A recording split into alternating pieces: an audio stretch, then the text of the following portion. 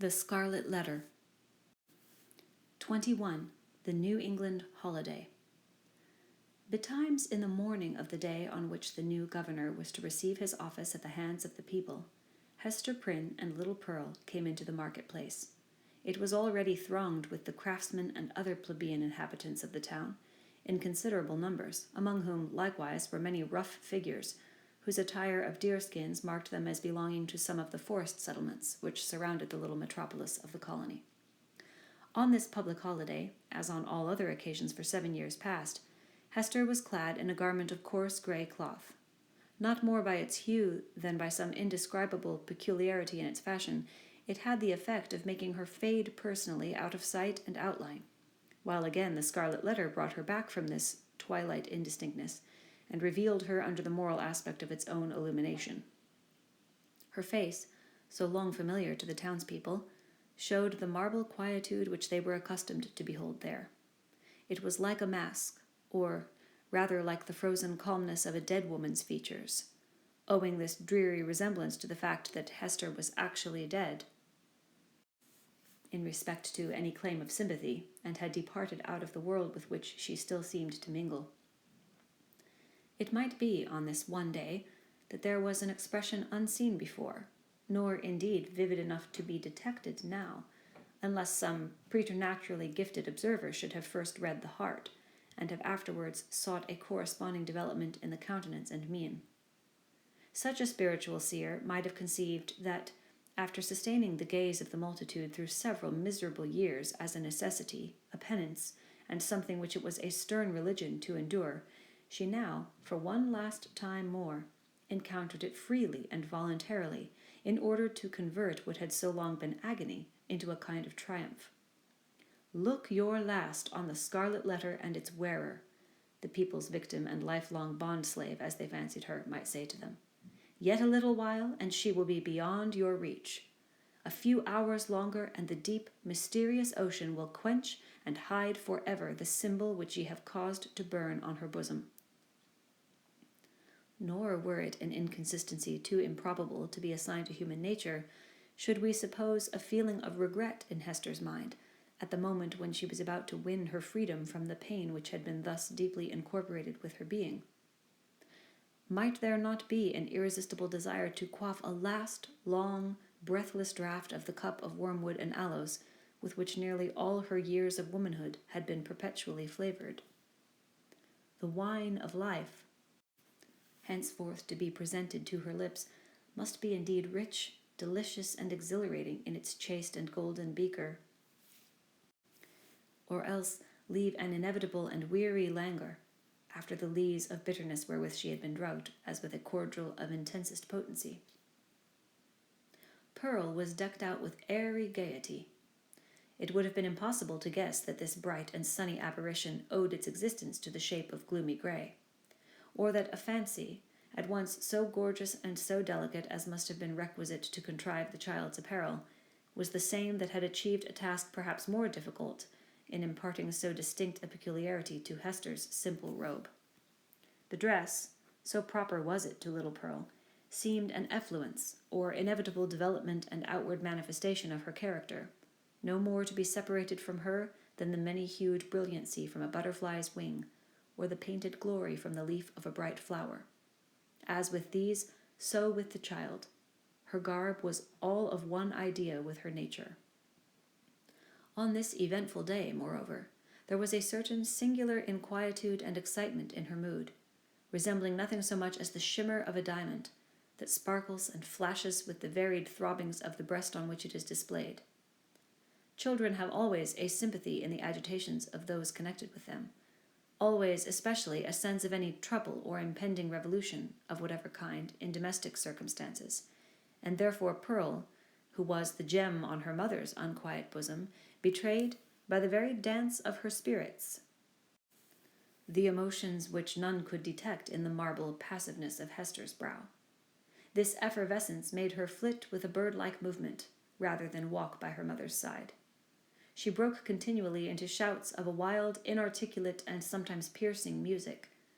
When they reached the market-place, she became still more restless on perceiving the stir and bustle that enlivened the spot, for it was usually more like the broad and lonesome green before a village meeting-house than the centre of a town's business. "Why, what is this, mother?" cried she. "Wherefore have all the people left their work today? Is it a play-day for the whole world? See, there is the blacksmith. He has washed his sooty face, and put on his Sabbath-day clothes, and looks as if he would gladly be merry, if any kind body would only teach him how. And there is Master Brackett, the old jailer, nodding and smiling at me. Why does he do so, mother?" "He remembers thee a little babe, my child," answered Hester. "He should not nod and smile at me for all that, the black, grim, ugly-eyed old man," said Pearl. "He may nod at thee, if he will, for thou art clad in grey, and wearest the scarlet letter. But see, mother, how many faces of strange people, and Indians among them, and sailors. What have they all come to do here in the market-place?" "They wait to see the procession pass," said Hester. "For the governor and the magistrates are to go by, and the ministers, and all the great people and good people, with the music and the soldiers marching before them." "And will the minister be there?" asked Pearl. "And will he hold out both his hands to me, as when thou ledst me to him from the brookside?" "He will be there, child," answered her mother, "but he will not greet thee today, nor must thou greet him." "What a strange, sad man is he," said the child, as if speaking partly to herself. "In the dark night-time he calls us to him, and holds thy hand and mine, as when we stood with him on the scaffold yonder, and in the deep forest, where only the old trees can hear, and the strip of sky see it, he talks with thee, sitting on a heap of moss. And he kisses my forehead too, so that the little brook would hardly wash it off. But here, in the sunny day, and among all the people, he knows us not, nor must we know him. A strange, sad man is he, with his hand always over his heart." "Be quiet, Pearl, thou understandest not these things," said her mother. "Think not now of the minister, but look about thee, and see how cheery is everybody's face today. The children have come from their schools, and the grown people from their workshops and their fields, on purpose to be happy, for today a new man is beginning to rule over them.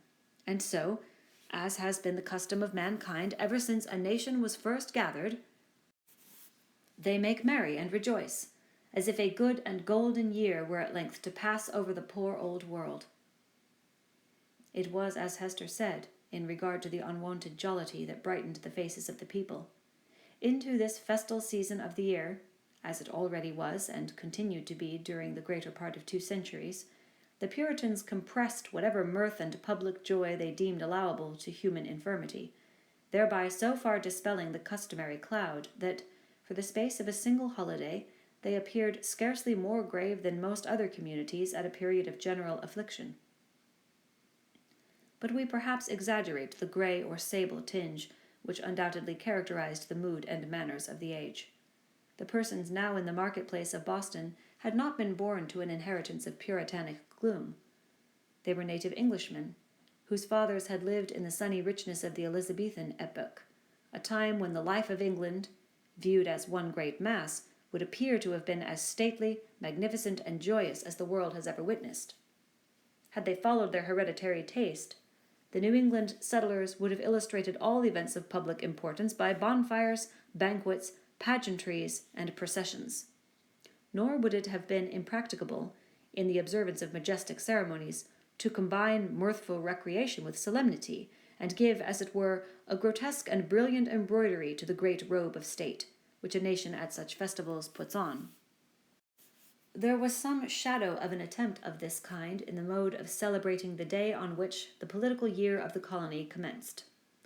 The dim reflection of a remembered splendor, a colorless and manifold diluted repetition of what they had beheld in proud old London, we will not say at a royal coronation, but at a Lord Mayor's show, might be traced in the customs which our forefathers instituted, with reference to the annual installation of magistrates. The fathers and founders of the Commonwealth, the statesman, the priest, and the soldier, seemed it a duty then to assume the outward state and majesty which, in accordance with antique style, was looked upon as the proper garb of public and social eminence. All came forth to move in procession before the people's eye, and thus impart a needed dignity to the simple framework of a government so newly constructed. Then, too, the people were countenanced, if not encouraged, in relaxing the severe and close application to their various modes of rugged industry, which at all other times seemed of the same piece and material with their religion. Here, it is true, were none of the appliances which popular merriment would so readily have found in the England of Elizabeth's time, or that of James, no rude shows of a theatrical kind, no minstrel with his harp and legendary ballad, nor gleeman with an ape dancing to his music, no juggler with his tricks of mimic witchcraft, no merry Andrew to stir up the multitude with jests, perhaps 100 years old, but still effective by their appeal to the very broadest sources of mirthful sympathy. All such professors of the several branches of jocularity would have been sternly repressed, not only by the rigid discipline of law, but by the general sentiment which give law its vitality. Not the less, however, the great, honest face of the people smiled. Grimly, perhaps, but widely too. Nor were sports wanting, such as the colonists had witnessed and shared in long ago at the country fairs and on the village greens of England, and which it was thought well to keep alive on this new soil, for the sake of the courage and manliness that were essential in them. Wrestling matches, in the different fashions of Cornwall and Devonshire, were seen here and there about the market-place. In one corner there was a friendly bout at quarterstaff, and, what attracted most interest of all, on the platform of the pillory, already so noted in our pages, 2 masters of defence were commencing an exhibition with the buckler and broadsword. But, much to the disappointment of the crowd, this latter business was broken off by the interposition of the town beadle, who had no idea of permitting the majesty of the law to be violated by such an abuse of one of its consecrated places. It may not be too much to affirm, on the whole, the people being then in the first stages of joyless deportment, and the offspring of sires who had known how to be merry in their day, that they would compare favourably, in point of holiday-keeping, with their descendants, even at so long an interval as ourselves. Their immediate posterity, the generation next to the early emigrants, wore the blackest shade of Puritanism, and so darkened the national visage with it that all the subsequent years have not sufficed to clear it up. We have yet to learn again the forgotten art of gaiety. The picture of human life in the marketplace, though its general tint was the sad grey, brown, or black of the English emigrants, was yet enlivened by some diversity of hue. A party of Indians, in their savage finery of curiously embroidered deerskin robes, wampum belts, red and yellow ochre and feathers, and armed with the bow and arrow and stone-headed spear, stood apart with countenances of inflexible gravity, beyond what even the Puritan aspect could attain. Nor, wild as were these painted barbarians, were they the wildest feature of the scene. This distinction could more justly be claimed by some mariners, a part of the crew of the vessel from the Spanish Main, who had come ashore to see the humours of election day. They were rough-looking desperadoes, with sun-blackened faces and an immensity of beard. Their wide, short trousers were confined about the waist by belts, often clasped with a rough plate of gold, and sustaining always a long knife, and in some instances a sword. From beneath their broad-brimmed hats of palm leaf gleamed eyes which, even in good nature and merriment, had a kind of animal ferocity. They transgressed without fear or scruple the rules of behavior that were binding on all others. Smoking tobacco under the beadle's very nose, although each whiff would have cost a townsman a shilling, and quaffing at their pleasure draughts of wine or aqua vitae from pocket flasks, which they freely tendered to the gaping crowd around them. It remarkably characterized the incomplete morality of the age, rigid as we call it, that a license was allowed the seafaring class, not merely for their freaks on shore, but for far more desperate deeds on their proper element. The sailor of that day would go near to be arraigned as a pirate in our own. There could be little doubt, for instance, that this very ship's crew, though no unfavourable specimens of the nautical brotherhood, had been guilty, as we should phrase it, of depredations on the Spanish commerce, such as would have perilled all their necks in a modern court of justice. But the sea in those old times heaved, swelled, and foamed very much at its own will, or subject only to the tempestuous wind, with hardly any attempts at regulation by human law. The buccaneer on the wave might relinquish his calling and become at once, if he chose, a man of probity and piety on land. nor, even in the full career of his reckless life, was he regarded as a personage with whom it was disreputable to traffic or casually associate. Thus the Puritan elders, in their black cloaks, starched bands, and steeple-crowned hats, smiled not unbenignantly at the clamour and rude deportment of these jolly seafaring men, and it excited neither surprise nor animadversion when so reputable a citizen as old Roger Chillingworth, the physician, was seen to enter the marketplace in close and familiar talk with the commander of the questionable vessel. The latter was by far the most showy and gallant figure, so far as apparel went, anywhere to be seen among the multitude. He wore a profusion of ribbons on his garment, and gold lace on his hat, which was also encircled by a gold chain and surmounted with a feather. There was a sword at his side, and a sword cut on his forehead, which, by the arrangement of his hair, he seemed anxious rather to display than hide. A landsman could hardly have worn this garb and shown this face, and worn and shown them both with such a galliard air, without undergoing stern question before a magistrate, and probably incurring a fine or imprisonment, or perhaps an exhibition in the stocks. As regarded the shipmaster, however, all was looked upon as pertaining to the character as to a fish his glistening scales. After parting from the physician, the commander of the Bristol ship strolled idly through the marketplace, until happening to approach the spot where Hester Prynne was standing, he appeared to recognize and did not hesitate to address her. As was usually the case wherever Hester stood, a small vacant area, a sort of magic circle, had formed itself about her, into which, though the people were elbowing one another at a little distance, none ventured or felt disposed to intrude. It was a forcible type of the moral solitude in which the Scarlet Letter enveloped its fated wearer. Partly by her own reserve, and partly by the instinctive, though no longer so unkindly, withdrawal of her fellow creatures. Now, if never before, it answered a good purpose by enabling Hester and the seamen to speak together without risk of being overheard. And so changed was Hester Prynne's repute before the public that the matron in town, most eminent for rigid morality, could not have held such intercourse with less result of scandal than herself. "So, mistress," said the mariner, "I must bid the steward make ready one more berth than you bargained for. No fear of scurvy or ship fever this voyage. What with the ship's surgeon and this other doctor, our only danger will be from drug or pill. More by token, as there is a lot of apothecary stuff aboard, which I traded for with a Spanish vessel." "What mean you?" inquired Hester, startled more than she permitted to appear. "Have you another passenger?" "Why, know you not," cried the shipmaster, "that this physician here, Chillingworth he calls himself, is minded to try my cabin fare with you? Aye, you must have known it, for he tells me he is of your party, and a close friend to the gentleman you spoke of, he that is in peril from these sour old Puritan rulers."